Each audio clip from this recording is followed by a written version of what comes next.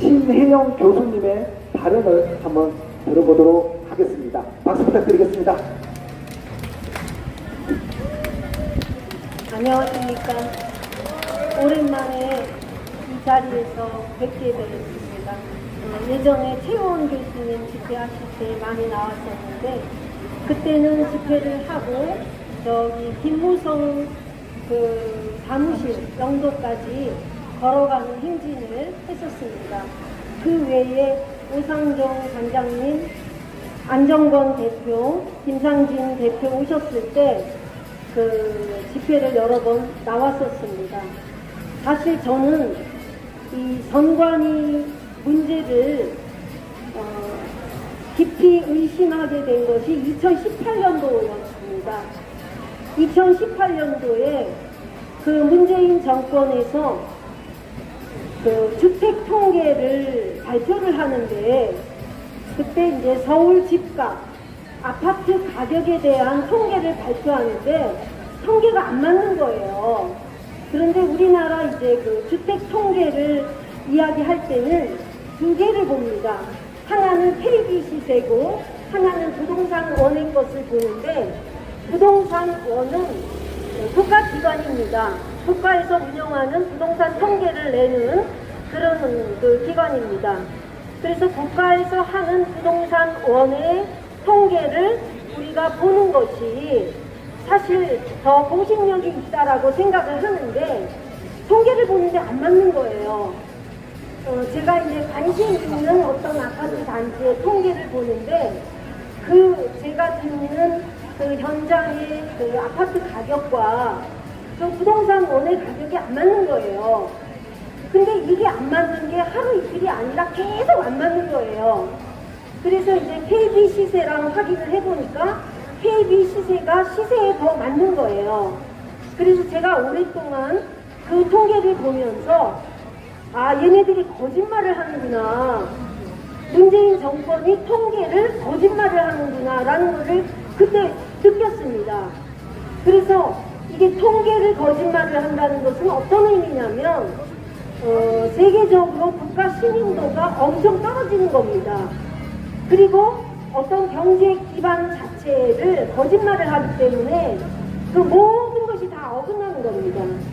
그래서 저는 아, 얘네가 통계를 이렇게 부동산 통계를 거짓말을 할 때는 다른 것도 거짓말을 할 수가 있겠다 라는 생각을 가지고 모든 것을 이제 살펴보게 됐습니다.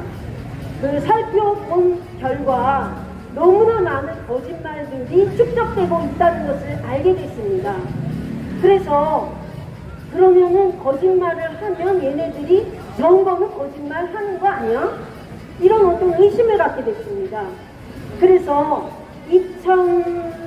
2020년 4.15 총선이 있기 전에 2019년부터 사전선거는 저건 하면 안 되겠다 해가지고 사전선거는 구멍이 숭숭 나 있는 제도다 라는 팻말을 여기다가 뒤집어 쓰고 사실은 집회를 했습니다. 그 당시는 사전선거만이 문제가 아니고 그 문재인 정권이 공수처를 만들려고도 했던 어떤 그런 기간이었습니다. 그래서 그 공수처 반대 운동이라든지 그 여러 가지 문재인 정권의 여러 가지 정책에 대해서 이제 반대를 하면서 일주일에 한 번씩 그 주말에 그 반대하는 사람들끼리 모여서 이렇게 집회도 하고 뭐 캠페인도 하고 그렇게 했습니다. 그런데 이제 여러 가지 캠페인을 하는 중에 당시에는 부산에 서부 동부에서 두 조직이 있었습니다. 그런데 이제 의사 선생님들이 주로 그 동부의 회장, 서부의 회장이셨어요. 근데 이제 자유롭게 그 유튜브를 보고 만난 사람들인데 여러 가지 그 거짓말에 대한 탐색을 하다 보니까 아, 선거에 대한 어떤 그 의구심으로 이제 집결이 됐고 따라서 그때부터 어떻게 했냐면은 2019년부터 세계의 선거 제도를 공부를 하기 시작했습니다. 그래서 이제 우리나라 선거 제도는 어떻게 변화되었고 또 그 세계의 선거 제도는 어떻다라는 결론을 이제 얻게 되었는데 거기에서 이제 우리나라 같으면은 예를 들어서 선거 밤이면은 이승만 전국 대통령부터 박정희 대통령 쭉 그 각 정부에서 초창기부터는 맨 처음에 철제였습니다. 철제였다가 그 다음에 나무 이런 어떤 형태로 변화가 됐습니다.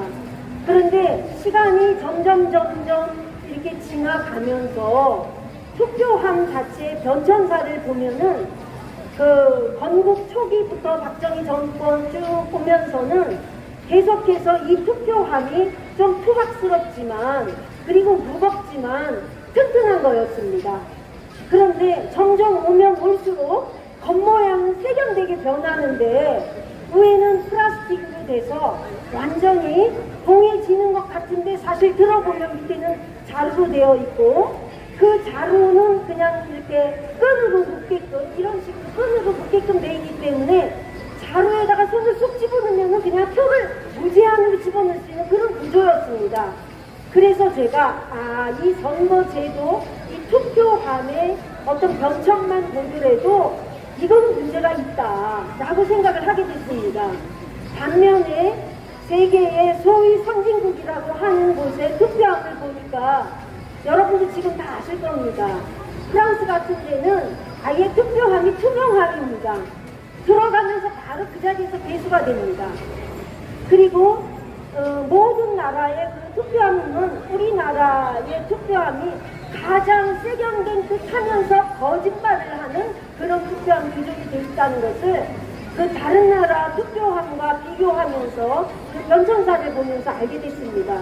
그래서 그 당시에 한 달에 한 번씩 모이고 오프라인으로 만나서 공부하고 온라인으로 공부를 하고 하는 과정을 거치다가 2019년부터는 4.15 총선이기 때문에 총선 전에 이 사전투표가 아무래도 의심스럽다 해가지고 사전투표를 하기보다는 본투표에 참여하자라는 캠페인을 벌였습니다.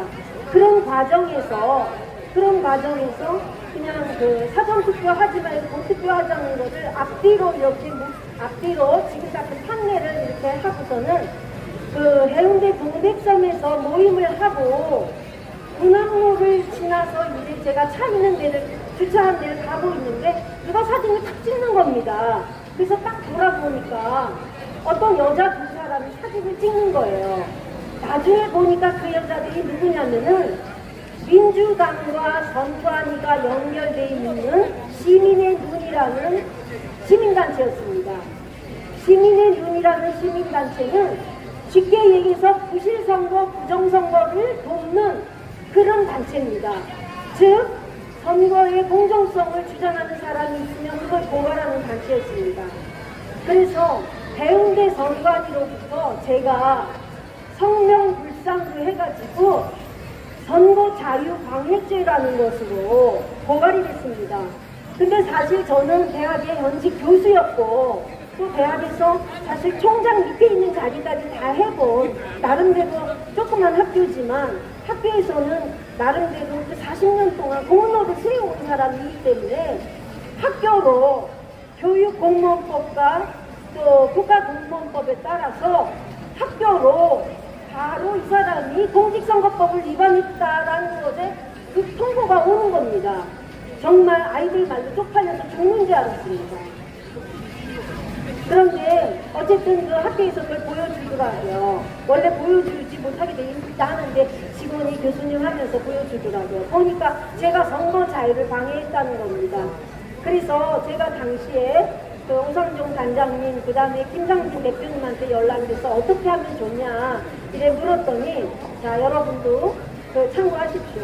일단은 고발된 경찰서에서 정보 공개 청구를 하랍니다. 민원실에 가서.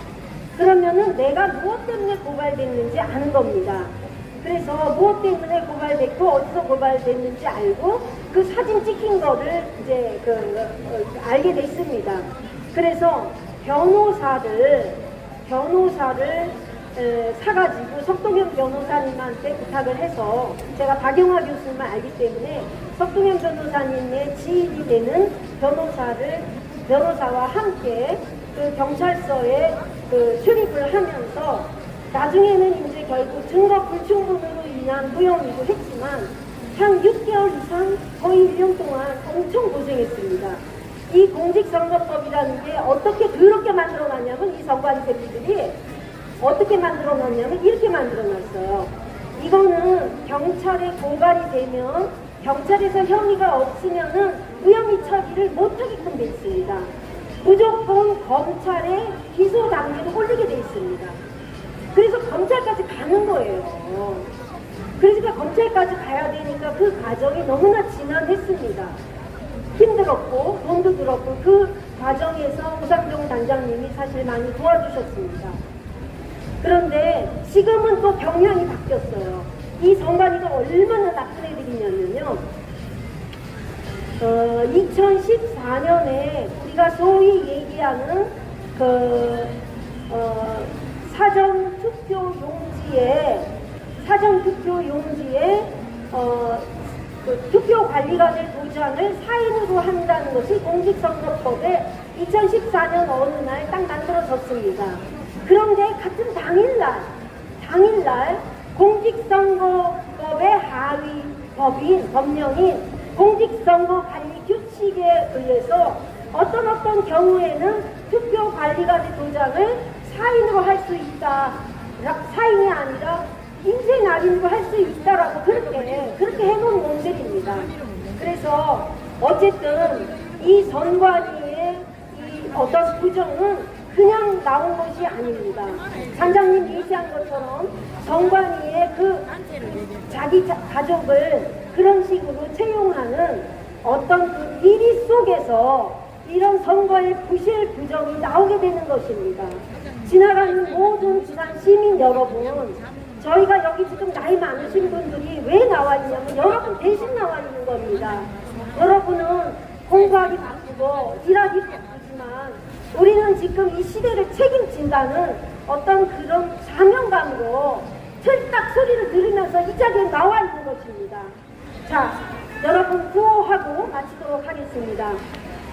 자, 선관위 해체하라 하면 해체하라 3번씩 해주십시오. 자, 대한민국